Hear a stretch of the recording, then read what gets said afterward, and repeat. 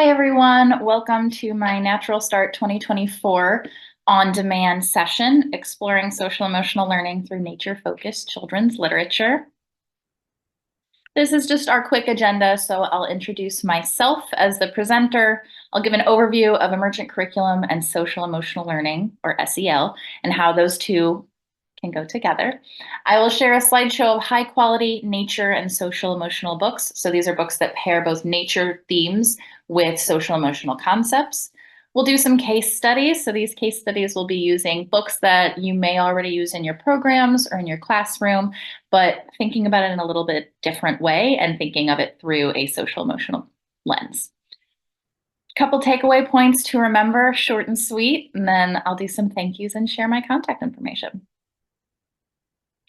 These are the objectives for this session. So we will explore the connection between emergent seasonal curriculum and emerging social emotional classroom dynamics. We'll learn about how high quality children's books that combine nature and social emotional learning. And then we'll practice applying an SEL lens to nature themed books through classroom scenarios. So when we get to that point, I know this is virtual, we'll kind of talk through it. You can always pause if you want to play along at home, but we'll get to that when we get to it. Hello, everyone. My name is Emma Donnelly. I am a nature preschool teacher at the Chicago Botanic Garden.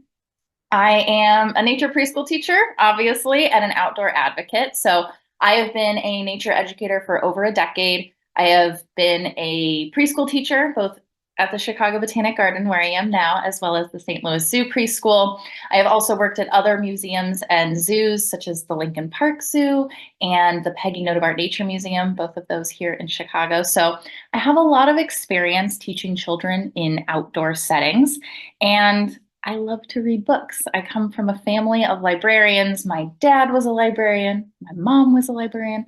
My brother was a librarian. His partner is a librarian. My grandmother was a school librarian. So it really runs in the family. And I am now the Chicago Botanic Gardens unofficial official librarian for all of our books that we have.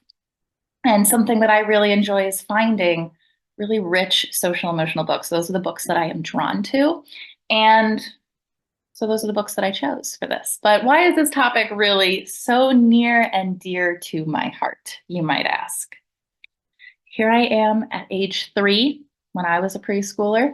I am at a local trail in St. Louis, Missouri that I used to go with my family a lot, Powder Valley. If you know, you know. And I'm happy. You can see I'm smiling. It's a beautiful fall day. I have really wonderful memories of going to outdoor spaces with my family as a kid, to spaces like this, as well as others throughout St. Louis. So I was an outdoorsy kid. On the other hand, I was a very emotional kid. You can see in this picture, I'm probably barefoot. I am tan. I am bleach blonde. It is the summertime. But you can also tell that I am a kid that's feeling a lot of big feelings. So these books just naturally are what me as a kid needed. I need books that help support what I'm feeling emotionally, as well as ones that address my interests. I was really interested in the outdoors. I was experiencing a lot of big feelings while out in the outdoors.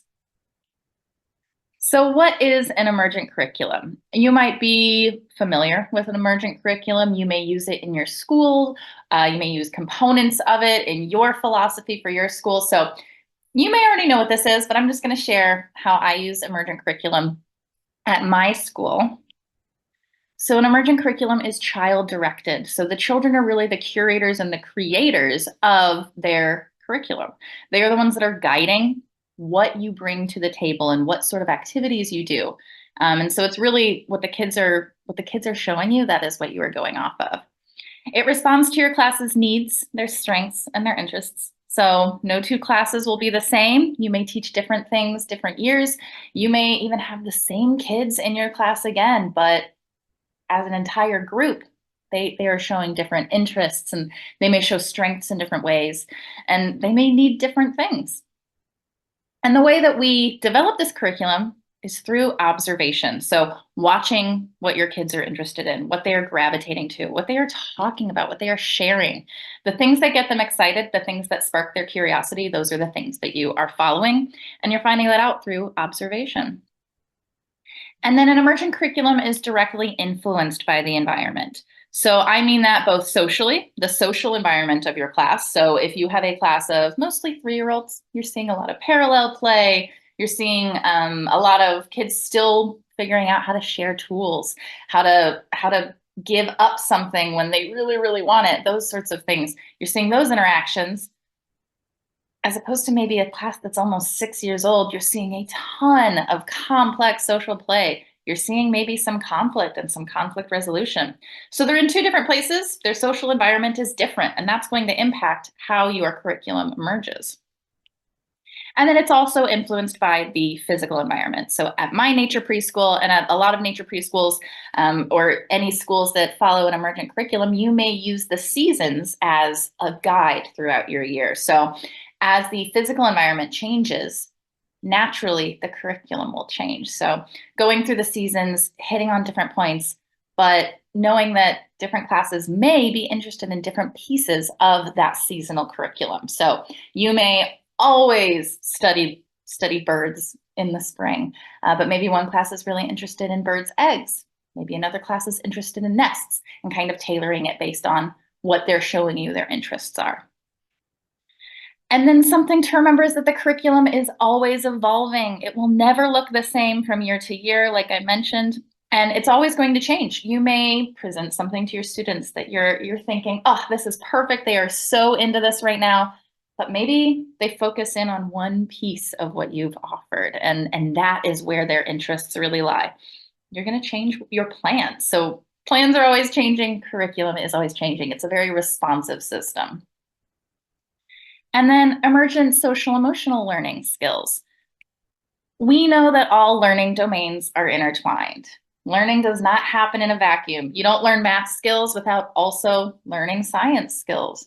You don't learn literacy skills without also pairing it with social emotional learning. So all of these pieces are intertwined. So it makes sense to think of it as kind of a whole system rather than just piece by piece.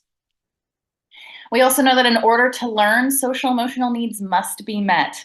I don't know about you, but when I am feeling a little grumpy, it is very hard for me to be maybe the most responsive listener. And so if we're feeling grumpy, if we're feeling upset, if we're feeling frustrated, it's going to be really hard for us to focus in on the content that we're supposed to be learning, because we're not having our social emotional needs met first. We also know that building social emotional skills in preschool leads to long-term academic success. We get that self-assurance, that self-confidence. We get those people skills, those relationship skills. All of those pieces are really important to having academic success in the future. And then we also know that different students have different needs. So one class may need a certain kind of social emotional support. Another class might need something different. Different students within the same class may need different things. And recognizing those things and building that within your curriculum to help your students really learn not just the content, but also the social emotional skills is a really important thing to be able to do. We know that sometimes the content feels like a lot that we have to get to. And it feels like, how do we bring in the social emotional that is so important, but is not maybe a part of what you would consider your teaching curriculum. So I'm hopeful that these books that I will be sharing, you feel maybe a couple of them you can just sort of slot in here and there and really continue to build that connection between both what's happening seasonally and what's happening social emotionally for your students. Because now we are getting to my favorite part of my presentation, which is books, books, and more books. So this is going to be a list of books that I think pair social emotional learning and nature-focused concepts together in a really nice way. Lots of different topics, lots of different social emotional skills being built. Going to be a lot of books. I will go slow. I will talk through each book and kind of the pieces that I have pulled from it that I think you can use in your classroom for your students. And any books that you're really interested in, be sure to pause, take pictures. But I also have shared a book list that has all of these titles on it, and it will be linked with this presentation when you go to watch it. So you will have all of these books. The book list doesn't have pictures of it, so if that's something that's important to you, be sure to snap a picture. But let's dive on in to our first section, which is fall. And when we think of fall, we think of those cozy vibes. We think of the weather getting colder. We think of the leaves changing. Maybe we think about what the animals do in fall. They're getting ready for winter. So all of those pieces might be things that you are going to bring into your emergent curriculum. You might be bringing in leaves. You might be bringing in pumpkins or squirrels, maybe, or gratitude. I know a lot of classes, I know my class, we talk about gratitude all year, but maybe in the fall, that's something that you really try to highlight and really pinpoint. So we'll start with my leaves books. The first book that I chose is called Sweep by Louise Grieg. And this is about a kid who is feeling a little grumpy. And instead of managing those emotions, they let their emotions sweep them away and carry them throughout town. And it highlights that the emotions that we feel don't just impact us. It can spread, it can get bigger. If we don't work on those calm down techniques to get to emotional regulation, it's going to spread, it's going to get bigger, it's going to be harder to come back from. So that emotional regulation, those calm down techniques come into play. There's that social awareness of how what happens with us and how we interact with others impacts others. And there's those relationship building skills. The second book that I chose is Leif and the Fall by Allison Sweetgrant and Adam Grant. And this book is about a leaf that is a little nervous about falling. And what I really love about this book, there are a lot of books that kind of have this theme of things changing in the fall and managing those emotions around it. And two of the books on this list kind of deal with this theme in different ways. Actually, three, three on this page do.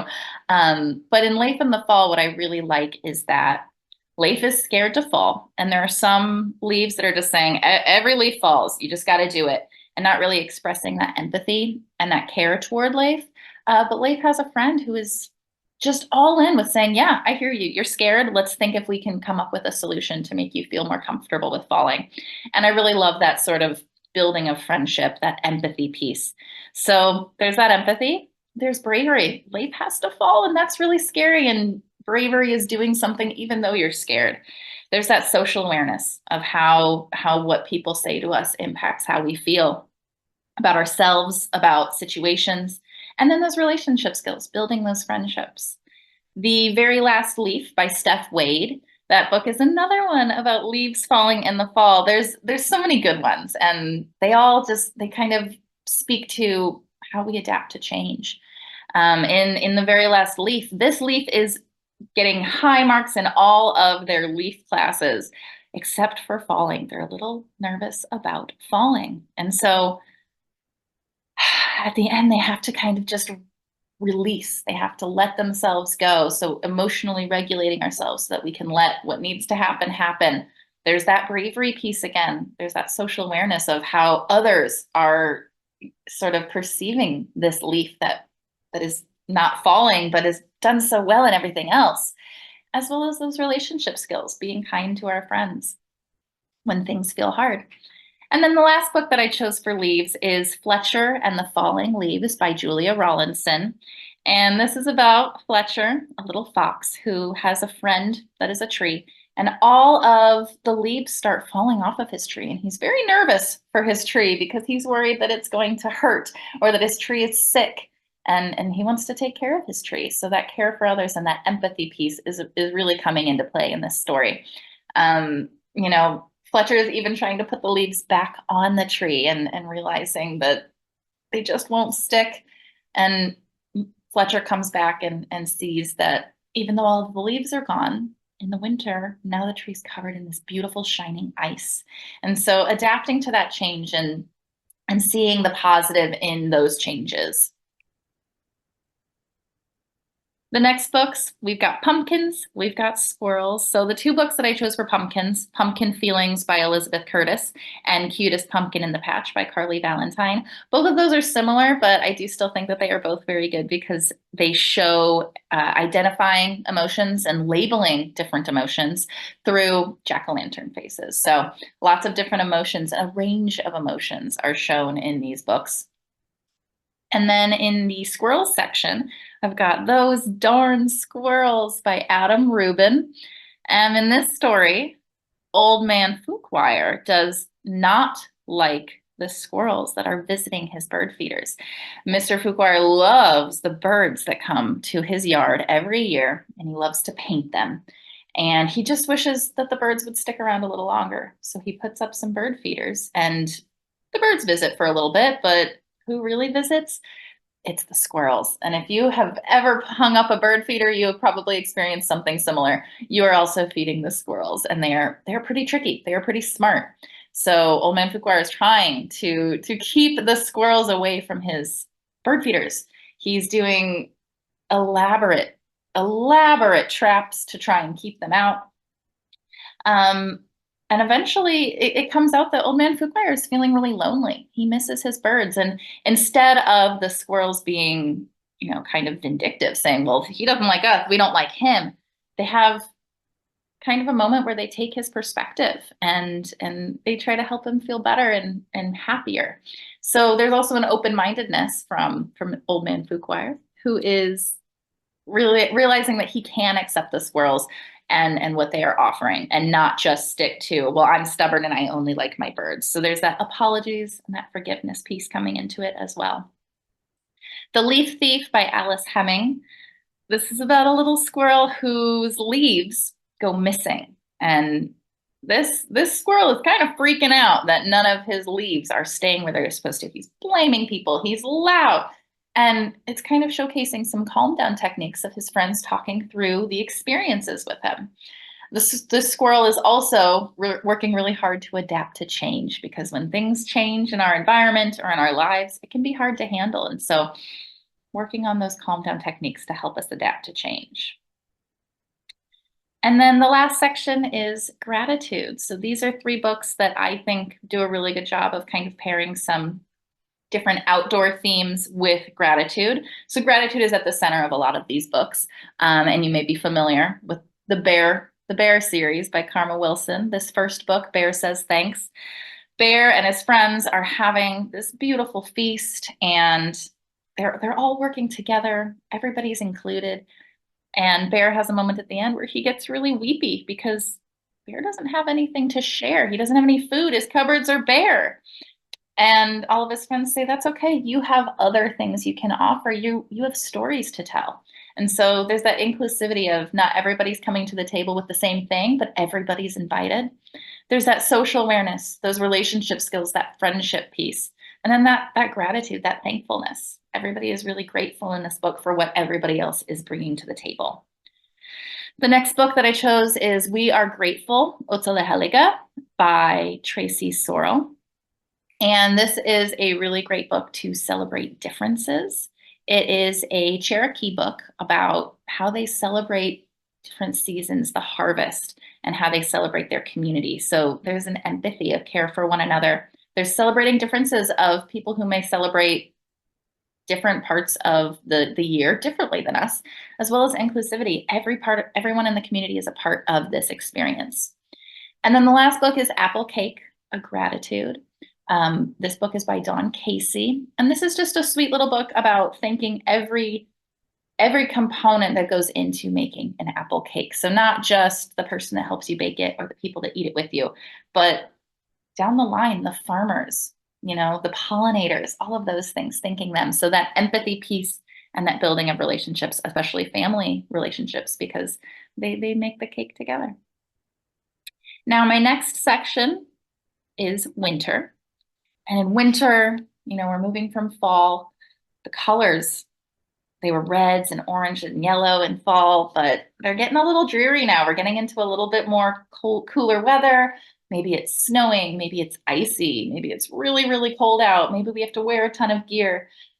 So maybe you're talking about snow. Maybe you're talking about giving. We talk about being kind and giving to others throughout the year, much like gratitude. Those are not topics that just stay within these seasons, but they're definitely ones that we focus on in different times of the year. Maybe you're focusing on the idea of giving with your class. Maybe you're thinking about what animals or plants do in winter. Or maybe you're talking about different fun winter activities, or even experiencing some fun different winter activities. So 2 books to really focus in on snow. The first book is 10 Ways to Hear Snow by Kathy Camper. And this is a book about a girl who is going over to her grandmother's to make warok enab, which are grape leaves.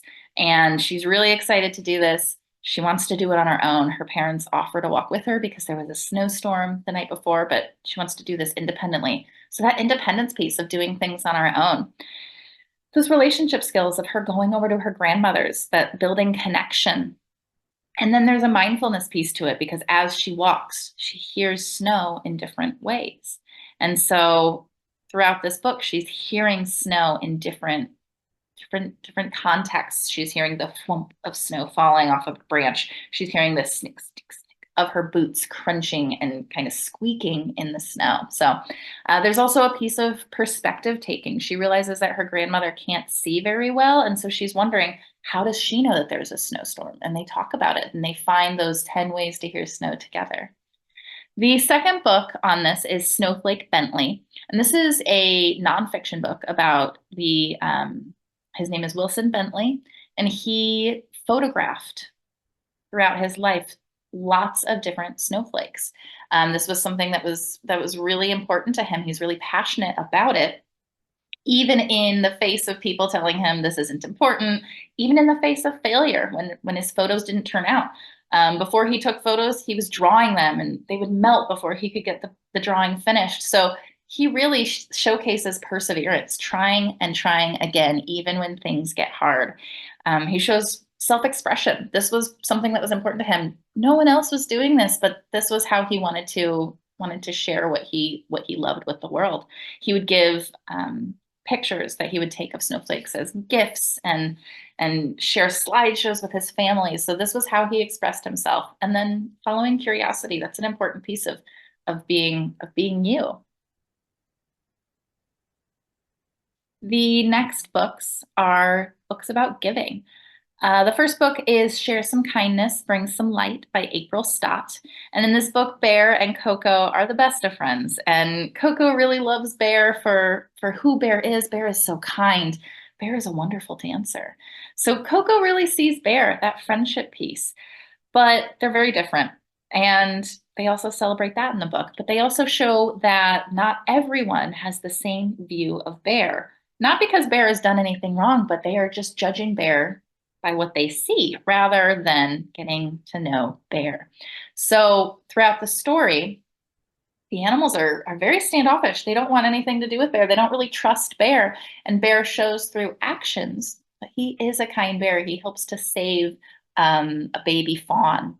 And through that action, they say, oh, I've really misjudged Bear. So it's that idea of inclusivity, of getting to know someone before we pass judgment, celebrating differences. We don't all have to be the same to still be good people and still be people worthy of friendship. There's an open-mindedness. If we're closed-minded, they would miss out on friendship with Bear. If they're open-minded, they'll gain a really important friend. So all of these pieces play into this wonderful little story about kindness.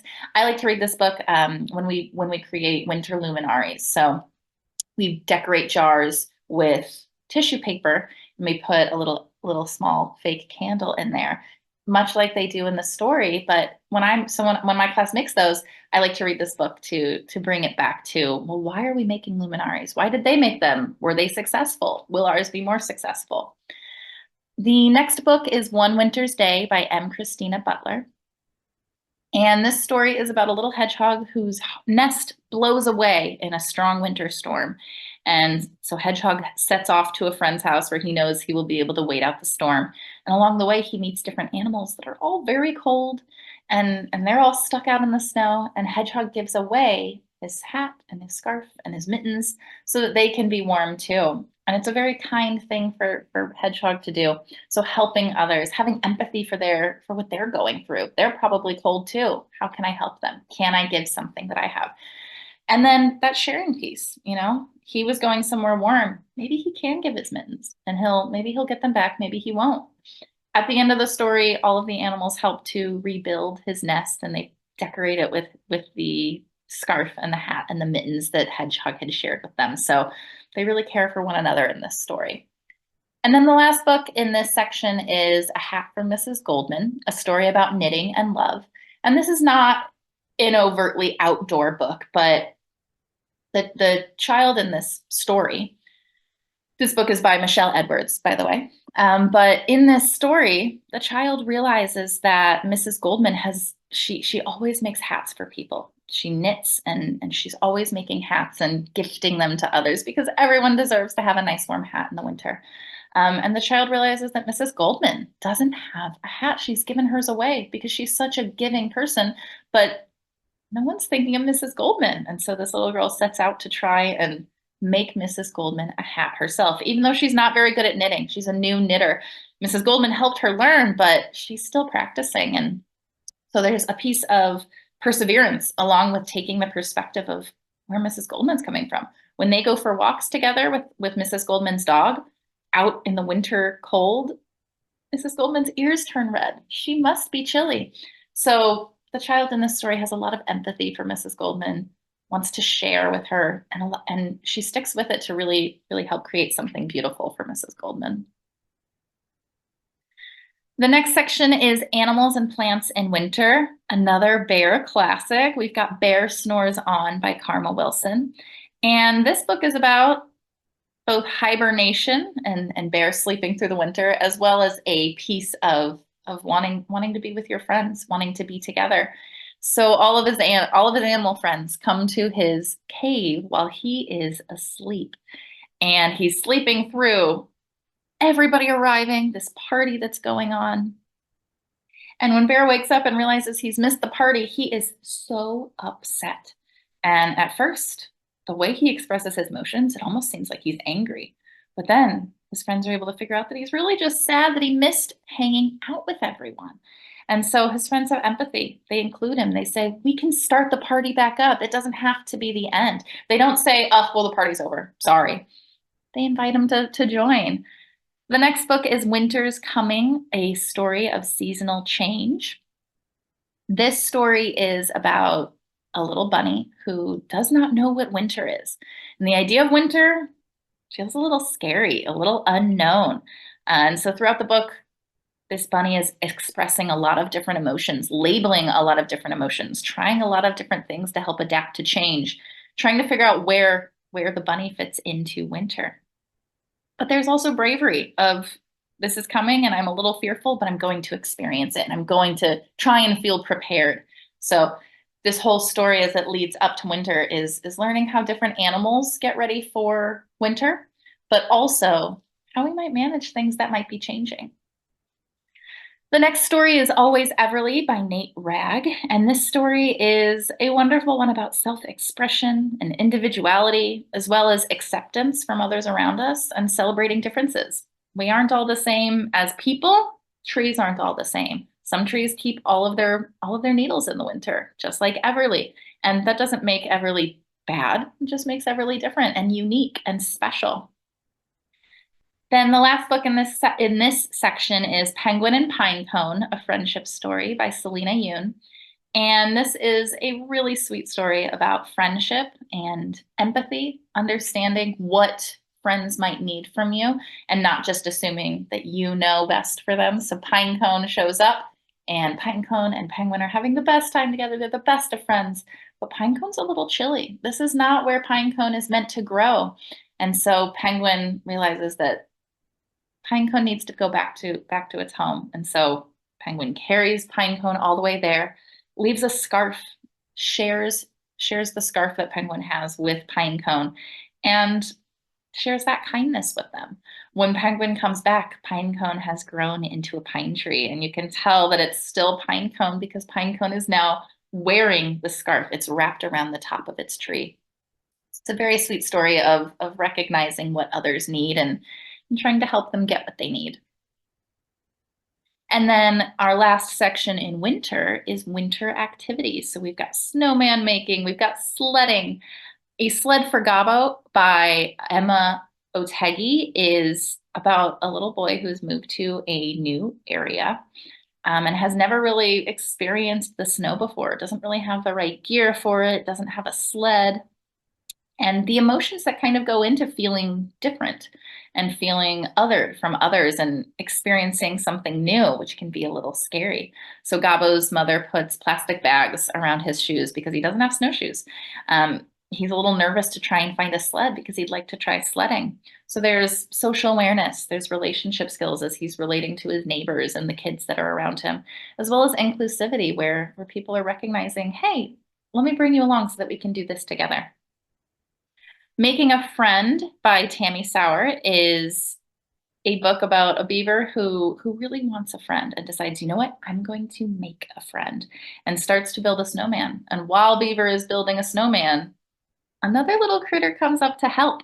And without even realizing it, they've built a friendship with each other. It wasn't the snowman that is really their friend. The snowman's cold. The snowman is not meant to be a friend long term.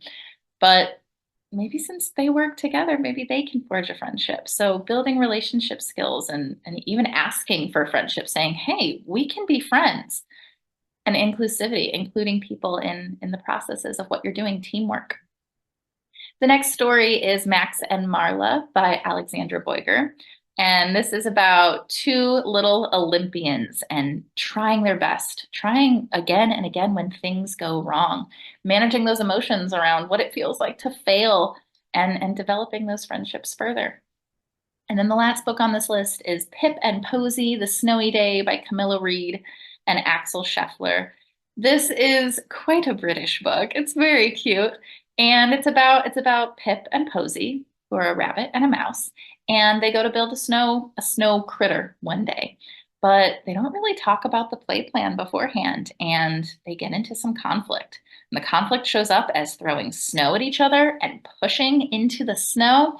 So it's quite a dramatic and aggressive show of conflict, which some of your students might also be experiencing. We know that when we are not able to communicate verbally with our words, sometimes we communicate with our actions, and those actions can look like hitting or ruining what someone is working on. And how can we repair from there? How can we have conflict resolution? And their resolution is, I'm sorry, I didn't listen to what you wanted to make. And they go inside and they play with Play-Doh, where they each can make snow rabbits and snow mice, which is what they wanted to do outside, but couldn't discuss the plan together. We have now moved on to spring and summer. So this is the biggest section, I would say, because there are a lot of books that once things warm up, there's a lot of different avenues to explore. It's maybe not as clear cut. So maybe you learn about insects. You might learn about birds. You might learn about gardening and plants. You may just talk about the topic of nature exploration, different ways to be in nature. You might talk about rainy weather. We know that spring weather brings a lot of rain, a lot of wonderful puddles to jump in. And so there are some fun books about how we manage our emotions around rainy weather. So the books for insects that I chose are Kaya and the Bees by Mary Beth Boltz. And this story is about a little girl named Kaya whose dad is a beekeeper. And Kaya is a little nervous around the bees. She doesn't really want to express that she's nervous about the bees. So she tries to just say, yeah, I'm a beekeeper, and kind of faking it till she makes it. And eventually she says, you know what, I have to go up there. When she goes up there, she gets stung by one of the bees. And that's scary. And she feels scared, and she sets a boundary of, I don't want to go back up there. And her dad respects that boundary, recognizing that she may not be ready yet, and it's her call. She's allowed to say what she feels comfortable and doesn't feel comfortable with. But then she also showcases bravery and perseverance, because she eventually realizes that bees are really important, and maybe she does want to try again. The next story is a classic. It's The Grouchy Ladybug by Eric Carle. And if you read this book, you know that there is a grouchy ladybug that wants some aphids, but the grouchy ladybug wants the aphids all to itself. Doesn't want to share, even though there's another ladybug that's already eating the aphids. And the grouchy ladybug is looking for a fight. And in this story, all of the animals that the grouchy ladybug is coming up to kind of aggressively wanting to fight is saying, yeah, okay, fine, let's fight. they're advocating for themselves. They're not just saying, okay, you can take it. They're saying, hey, this isn't cool. I don't want to do this. And it doesn't come to any blows by any means, but the grouchy ladybug is expressing some emotions. And in response to grouchiness, you could choose to be grouchy. But instead, what the ladybug does at the end, the first ladybug that originally the grouchy ladybug was going to fight, the original ladybug expresses empathy and says there's still some aphids. And the grouchy ladybug, who's now at the end of the story, kind of bedraggled, kind of tired, says thank you. So sharing with others, even if it feels like maybe their emotions are not very nice. And then the next book is Bampa's Insect Expedition by David Suzuki with Tanya Lloyd Key. And this is a book about two little kids that go on adventures with their Bampa, their grandfather. And usually they're really excited about where they get to go. Oh my, where will we go today? Will we go to the pond? Will we go here or there? And one day he says, we're just going to go to the backyard. We're going to look at bugs. And they're a little disappointed. It can be hard to manage disappointment when things go differently than what we're expecting, or when we're expecting something that's more exciting than what reality is. And so they're able to manage that disappointment and be able to turn it to a positive mindset of, actually, I'm pretty excited and I'm learning a lot and I'm curious about what's happening. Instead of just saying, oh, this is so boring, they come at it with a positive mindset and an open-mindedness. And then the last insect book is Bob and Otto by Robert O'Brule. And this is about a caterpillar and a worm, two very different friends who at the time look quite similar, but then they diverge. They like different things. Caterpillar wants to climb up the tree. Worm doesn't want to have anything to do with that. And when caterpillar climbs up, we know caterpillars turn into chrysalises and chrysalises turn into butterflies. And at the end, there's some comparison happening. The worm is saying, oh, I'm just a little worm. Like, I should have climbed up the tree and become something better.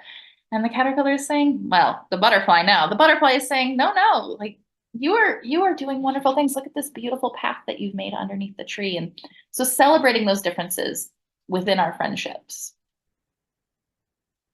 The next section is birds. The first book that I chose is Unflappable by Matthew Ward and Scott Magoon. And this is a really great book for growth mindset. So that idea of just because you can't do something now doesn't mean that you won't always be able to not do it. One day you will. You just can't do it yet. And having that perseverance to try again and again when faced with failure. So these are birds that do not fly, but it doesn't mean they won't ever fly. They just can't fly yet. And having that perseverance to get back up and try again. The next book is A House for Every Bird by Megan Maynor. And this is about a little girl who is drawing birds and bird houses. And the blue bird goes in the blue house, the green bird goes in the green house, and every animal is where they belong.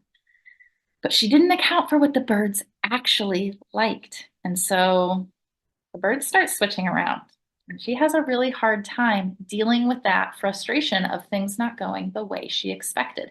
She wanted to completely dictate where every bird went, but in reality, we can't dictate what others do. We can only, when we're playing together, compromise and work together to build a plan together. So it's really about listening to others and what they want, taking the perspective of others. A bird that's scared of heights probably isn't going to want to have the tree house that you built for them. And is it fair for us to decide that for others? The next book is Interrupting Chicken by David Ezra Stein. And this is about a chicken who's going to bed and wants their dad to read them some stories.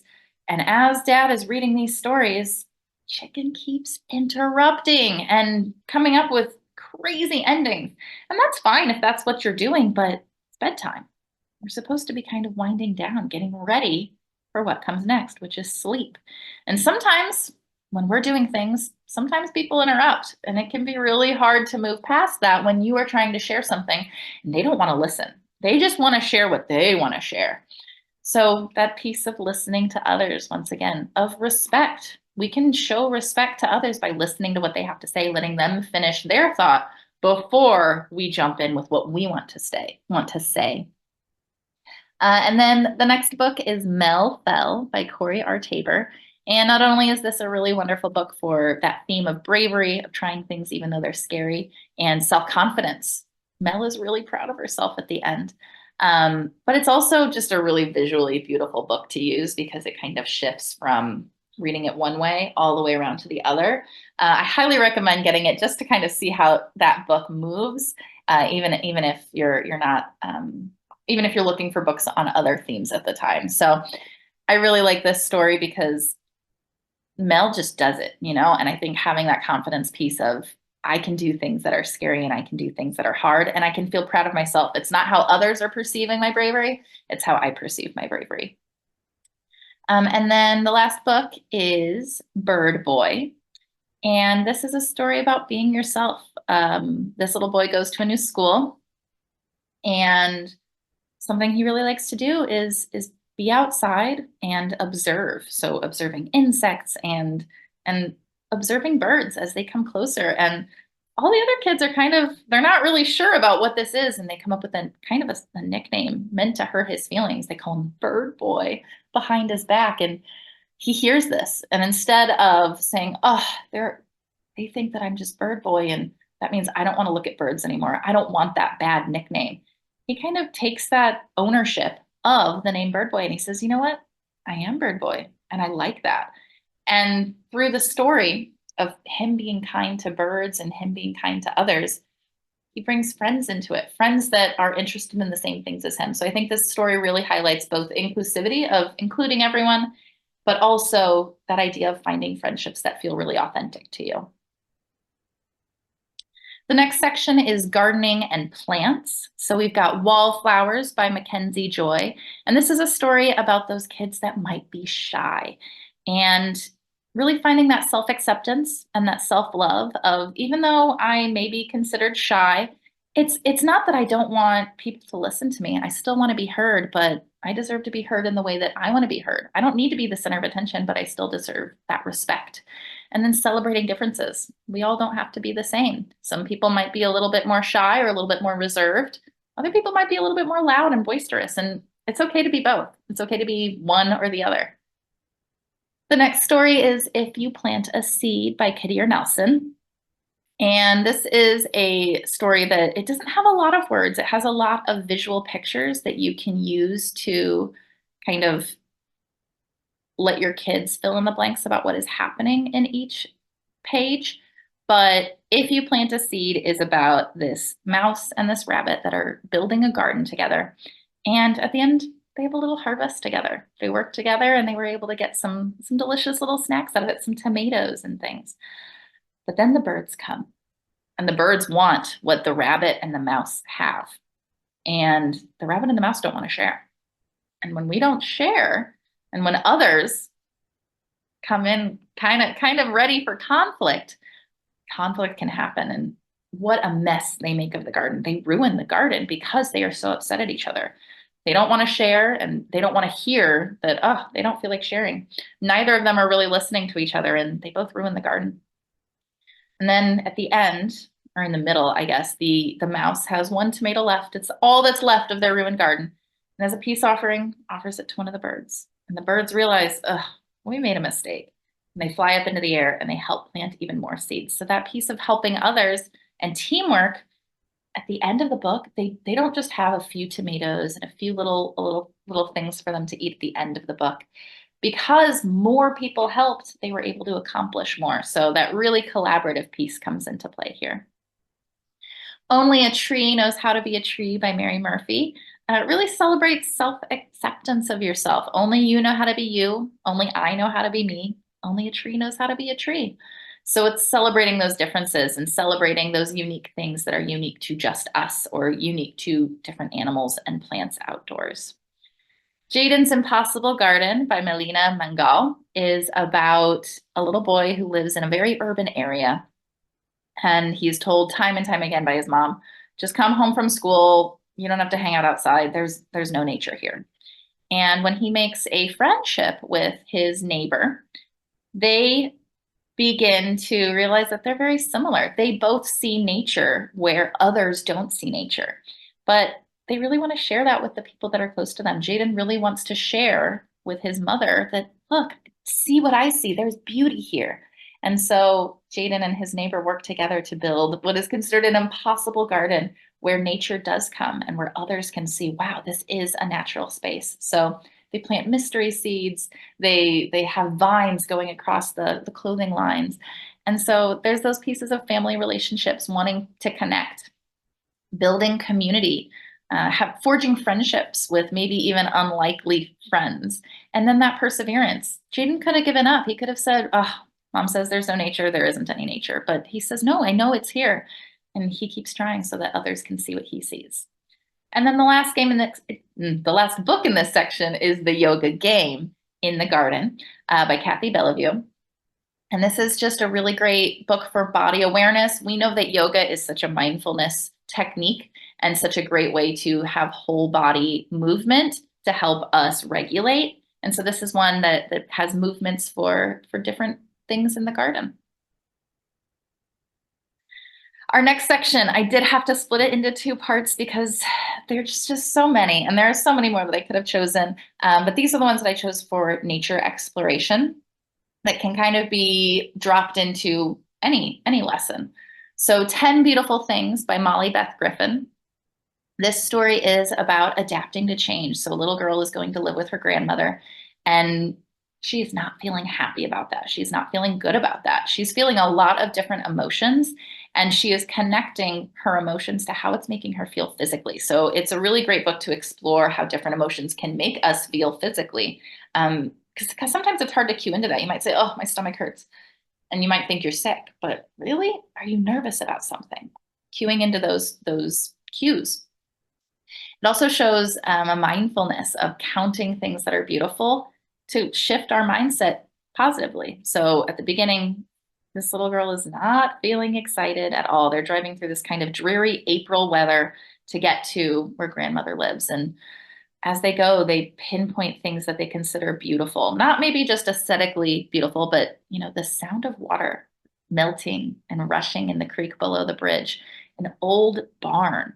Those are the beautiful things that they're finding. And at the end, she feels a little bit more ready to adapt to that change. A Walk in the Forest by Maria Deck is really great for imaginative play. It talks about all of the things that you can do in the forest and how having patience can lead to really wonderful things, as well as that self-direction piece, being able to do things on your own independently, building a fort, playing hide and seek, chasing shadows, all of those things that it's your decision how you explore.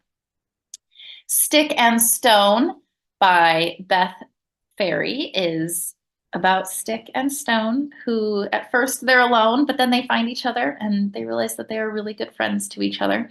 So that friendship piece. And when Rock gets picked on by Pinecone, Stick stands up for him. And so that advocating for others, that piece of helping others when they need help. After a storm, Stick gets blown away and Rock searches to help save Stick. So really, really helping one another and being really kind friends to each other. And then at the last page, Pinecone apologizes. And that can kind of bring in a piece of, do we offer forgiveness to people who have hurt us? How do we do that? And then the last book on this page is Not a Stick by Antoinette Portis, a real classic for imaginative play, because we know for children, sticks can be a lot of things. And when others are maybe not seeing your vision in the story, they keep saying, what are you doing with that stick? Why do you have that stick? What's that stick for? And they keep saying, it's not a stick. They're advocating for how they want to play. And they're really showcasing some really cool imagination. This is the second page of Nature Exploration, Part 2. These are probably some of my favorite books for a lot of different reasons, but I love these 5. So The Climbing Tree by John Stith is about a little boy who wants to be like his brother and wants to climb trees, but he's just a little bit younger and a little bit smaller. And when he finally is able to climb the tree with his brother is kind of shutting down his ideas. He's not willing to share the leader role. And we know how that can make us feel. It can make us feel small when we feel less than others. And so he was hoping, when he was down on the ground and brother was up in the tree, being on the ground made him feel less than. So he finally thought, when I get into the tree, finally, I will feel like equals, but he still doesn't. He still doesn't feel fully included. And at one point, they decide they're not playing together anymore. The little brother says, I'm not climbing the tree anymore. And they're able to realize that they actually prefer to play together than apart. And so how can we be inclusive? How can we change our plans to include others? Having that empathy of, oh, how might that have made you feel? In the story, the little boy also falls. So there's also that piece of overcoming fear of trying things again and then expressing those emotions. Little brother does not feel very good about the dynamics and letting others know that. When we let them know, I'm not playing with you anymore. Is that really the heart of what we're feeling? We're saying, oh, that makes me feel upset. That doesn't make me feel included when you tell me those things. So being able to express those emotions to others. Fatima's Great Outdoors by Umbreen Tariq is a really great picture into a brown family going camping, all through the eyes of Fatima. And Fatima is feeling a lot of different emotions. She is going to school and she is feeling judged by others. She is feeling like she is not good enough. Her grades aren't good enough. She's not like everyone else. And just kind of expressing those feelings is really important. It also highlights overcoming fear of not being able to do something, and then the pride that comes with being able to do something that you didn't think you could do. She also explores family relationships between how she feels about her sister and her family members, as well as just celebrating those cultural differences between how her family goes camping versus how you might be familiar with going camping, and what is the same and what is different. The Rescuer of Tiny Creatures by Curtis Manley is about a little kid who loves to rescue tiny creatures and shows such gentleness and care and empathy towards living things. When their classroom becomes filled with little tiny spiders, everybody turns to her and says, how do we get rid of them? And she's able to help them carefully and gently remove them from the classroom to release them into the wild. And from there, other friends start to join her. They start to be interested in the same things. And so that's another great book for forging authentic friendships, finding friendships that like to do things that are the same as you. Explorers of the Wild by Cale Atkinson. We've got a little kid who is exploring. We've got a bear who is exploring, and they're kind of exploring in tandem. They're exploring similar things, but in different ways, because one is a bear and one is a kid. But it's a really cool parallel between things that you might find in nature to explore similarly with things you might bring into nature with you. When they finally come face to face, there's a little bit of having to overcome fear. They're a little fearful of each other, which, sure, if you meet a bear in the woods, you might be a little fearful, but you can also apply it to making friends with anyone. Making friends can be a little scary, but having that bravery to overcome that fear, to make friendships and continue to exploring is an important lesson to learn. And then the last book in this section is The Collectors by Alice Fegan. This is about two little girls, Rosie and Winslow, who are going collecting. And one is the fearless explorer, will go anywhere, will go far and wide to explore. And one is the careful cataloger. So celebrating that difference between friendships. But they have to manage disappointment. They're trying to find one last beautiful thing for their collection, and they just can't find it. And they kind of have to process the idea of failure. We didn't find it today. Do we want to try again? Also shifting mindsets to be more positive, because at the end of the story, they do find a treasure that is different than what they expected, but they're able to kind of have that resolve of, okay, we will try again tomorrow, and look what was here the whole time. And then that forging of friendships, that's celebrating what each friend brings to the table. Even though they're different, they are still a great team, and they are supporting one another.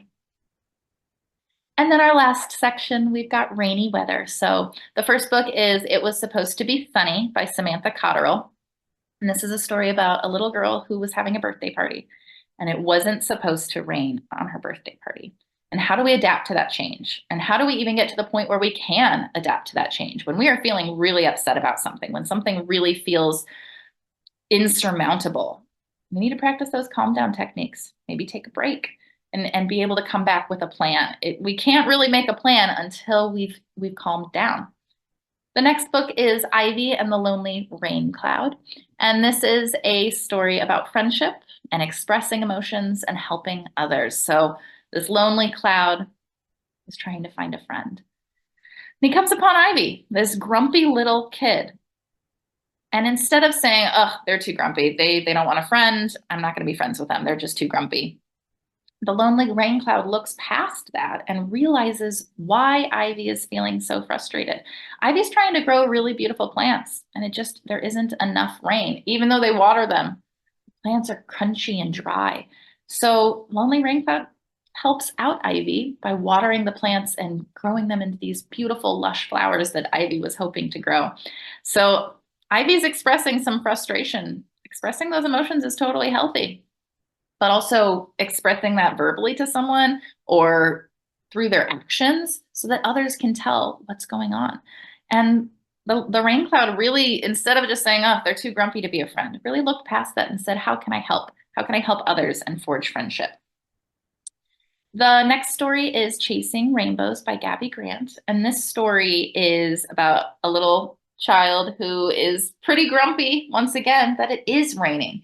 And it's just a gray, dreary day. And so expressing that disappointment and that it is a kind of a gross day out. But how can we shift to a positive mindset? They go for a rainbow hunt throughout their town. And by the end of the book, she's shifted her mindset. And then the last book is Rain by Linda Ashman. And this book has sort of parallel pages. So on one page, you see this little boy getting ready to go out into the rain. And on the other page, you see this old man who is also getting ready to go out in the rain. And the little boy, rain, yay, putting on gear, getting ready, excited. On this page, rain, and the old man is putting on his jacket, very frustrated. He is not happy that it is raining. So two different responses to the same experience. The little boy goes out, is hopping through puddles like a little frog. They both end up at the same cafe. The old man and the little boy bump into each other as the old man is leaving. And the old man says, watch where you're going. And his grumpy mood kind of spreads to the little boy for a second. Now he's kind of like, ugh, feeling a little frustrated by that interaction. But the old man left his hat behind. And the little boy goes to give it back to him and kind of gets a little playful with him so that the old man, his mood starts to change. And you see him heading home to his apartment. And now he's jumping in puddles. And you can see that just that small interaction, that helping others, having empathy for others, and extending friendship to others can kind of shift people's perspectives and shift people's moods. Now, before we get into the case studies, I just want to share a couple guiding questions of what I kind of think about as I'm trying to find maybe a book to pair with a lesson or pair with what my students are needing or what I want to teach. So the first question that I ask is, what do my students need socially or emotionally?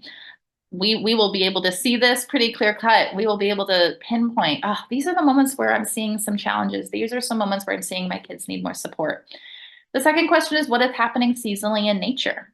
Is it fall? Do I really want to focus on leaves this week? How can I think about what's happening outdoors? And then how can I connect what's happening seasonally, what's happening in my classroom?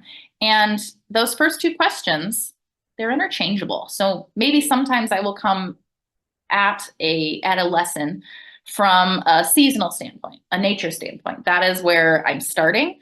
And I'm wanting it to be a lesson about, snow. I want to do a snow lesson. But what else can I add in? What do my students need socially or emotionally? And is there a way that I can get to that? Other times, maybe I have students where, when it's time for circle time, everybody's interrupting me. How can I bring in maybe something seasonal, but bring in that piece of what my students are showing me they need social and emotionally? So the first book, and as I go through these, feel free to pause, to play along. If this was in person, we would take some time to really sort of brainstorm by ourselves or as teams. So I want this to be interactive, even though you're probably in your home watching this, just like I'm in my home here. So when I share these case studies, this is not a one answer is the right answer kind of situation. I have how I would maybe take this scenario and pair the book with it. You may have a completely other idea that you would do for this, and that is wonderful. If you have some that you think are really exciting, please contact me. I would love to know how you thought about this prompt. I want these prompts to be open-ended. There is not one answer for this. I will share how I thought about it, but my answer is by no means the only answer. So our first case study is The Very Hungry Caterpillar by Eric Carle. And this is a scenario that maybe you're seeing in your classroom. So during snack and lunchtime, your class often prioritizes talking and being silly with their friends over eating their food. After meals, your students often complain of still being hungry, and their emotional responses are heightened when conflict arises. So when I see these case studies, when I see this one in particular, I'm thinking about what's happening in my class. What I'm seeing here is a lot of silliness is happening. We love to be silly, and that's a great social skill to build. And I am also seeing that they're not really cueing into what their body is telling them. So those are two different pieces. How can I pair that socially, and how can this book help me get there? So maybe I'm reading this book at the beginning of the school year. You know, we're finishing up seeing butterflies before it really hits to fall. So this might be a book that I would naturally want to read at the beginning of the year. For me, we have a butterfly exhibit at our botanic garden. And usually in that first week of school, we're able to go visit. So this is a book that I probably would already be using at the beginning of the school year. But how can I start to think about that social emotional piece for a book that generally I don't normally choose for social emotional things? So when I think about it, I think of that silliness, and I think about they're not cueing into what their body is telling them. So this book could be a really great pick for social silliness. The book is a bit silly. The foods that the caterpillar eats is kind of silly. The amount of food that the caterpillar eats is a little fantastical and kind of silly, some of the foods that the caterpillar chooses to eat. Can we have fun with our snack too? Yeah. So you can even emphasize that piece of being silly with our food. Maybe you want to embrace that. But there's also that piece of they're not cluing into what their body is telling them. When we listen to what our bodies are telling us emotionally, we're able to figure out why we might feel mad, why we might feel sad or happy or angry or scared, all of those things when we cue into our emotions. And when we listen to our bodies and what they're telling us physically, we can see and we can address that connection between how we might be feeling and what we can do to care for ourselves. So like the very hungry caterpillar, when we listen to our bodies and we give us food that fuels us for the day, just like how that leaf at the end fuels the caterpillar to turn into a chrysalis, it can help us regulate our emotions better. It can be really hard to manage frustration when we don't feel our best. And so we can work to cultivate that mind-body connection, which then helps us with whole body listening, not just when it comes to understanding what our needs are, but also when we have learning experiences. So expressing to kids that being able to cue into what you need, that's a part of taking care of yourself. So our next case study is The Snowy Day by Ezra Jack Keats. This is one that I would probably read after the first snow, or maybe after it snows and then we come back the next day and the snow is still there, kind of paralleling what is happening in the story. But maybe this is a scenario that you're seeing in your class at the same time. So you teach a mixed ages class with some first-year students and some students that have been in the class for many years. You notice that many of your younger students are still involved in parallel play, while the older students are engaging in complex dramatic play.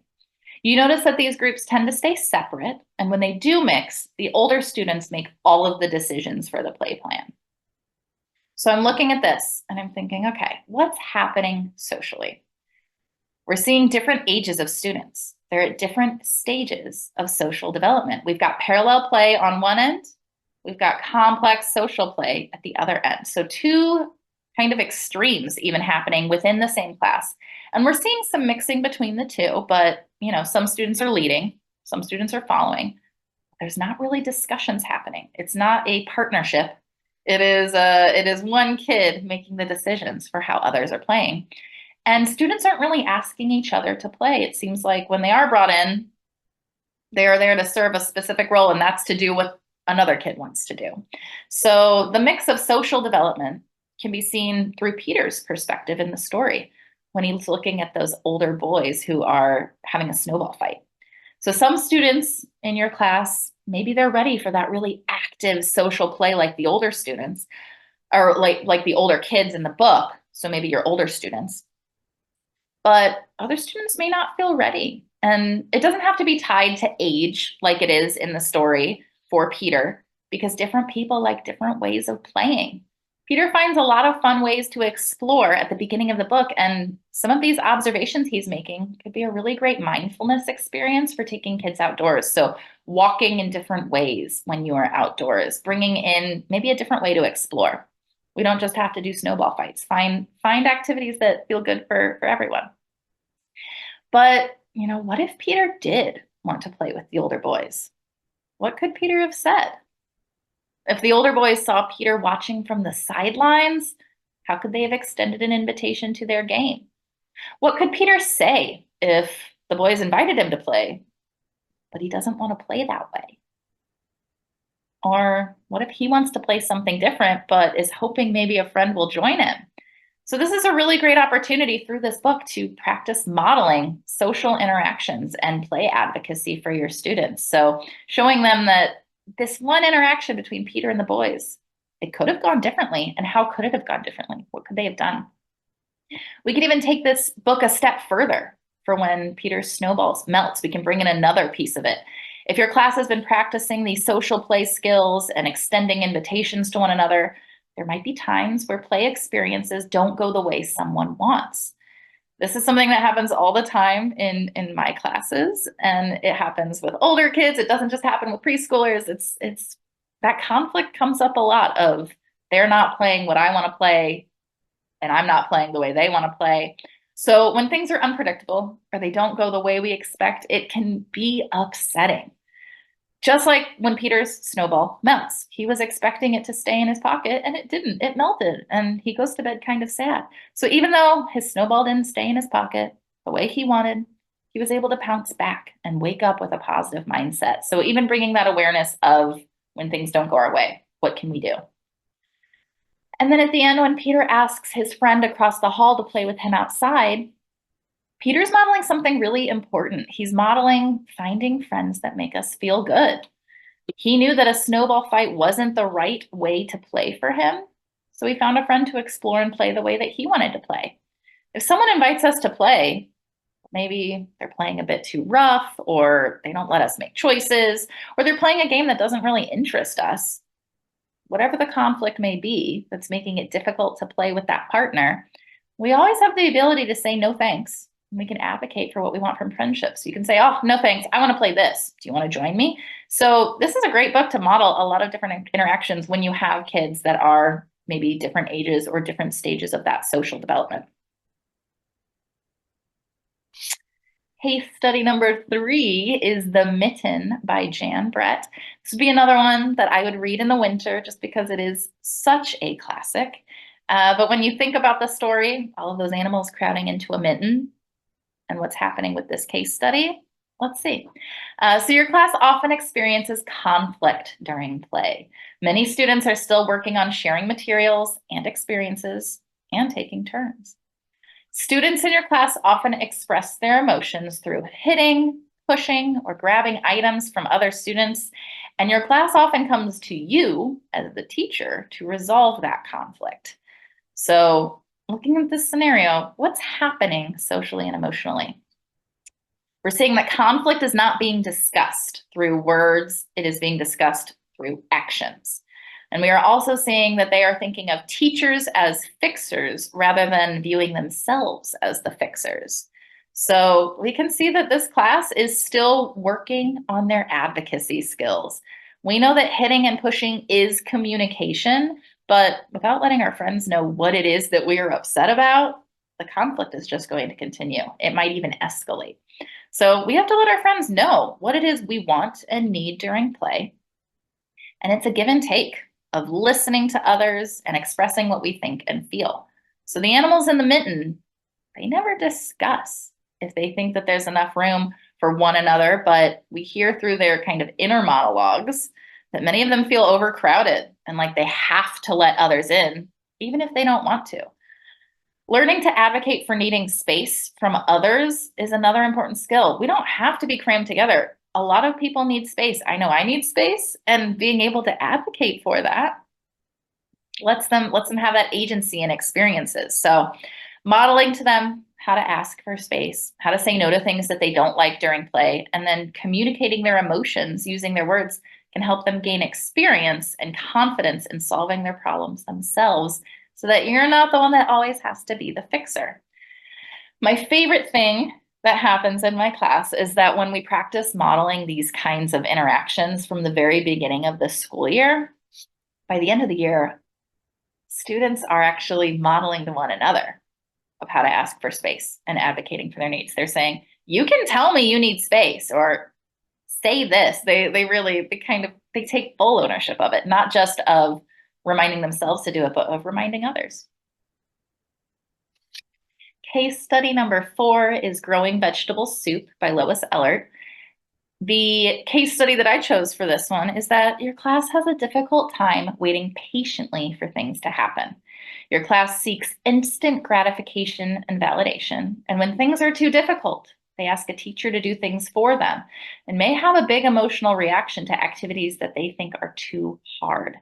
Rather than sticking with challenges, your students often move on to different activities quickly. So we're not seeing a lot of sustained attention, and we're seeing maybe they need to work on some resilience. They're really working on that patience, and they're really working on that resiliency piece. So this story is all about really how good things take time. A plant doesn't grow overnight, and difficult things don't become easy immediately or the first time that you try something. Lots of things take practice, care, hard work to accomplish, but often these things are more satisfying when we do put work into it. So getting things just right off the bat doesn't feel as good as if we work hard for something, because we could go to the grocery store and we can buy vegetables and we can make a soup, and that soup will probably be pretty good, pretty delicious. But when the vegetables are grown for many weeks with care and with teamwork, the soup somehow tastes even better. So sometimes good things take time, and reminding ourselves that patience can lead to really wonderful things. In the story, the narrator is working as a team with their dad to accomplish their goal. And the dad isn't doing all of the work, and neither is the narrator. So when things feel hard, we can express to our students that working as a team, while it can make jobs easier, we can't expect one person to do all of the work. I have so many students that always want me to put all of their gear on for them before we go out to play, even though I know that they can do it by themselves. Sometimes you want a team. You want to feel like somebody is there for you.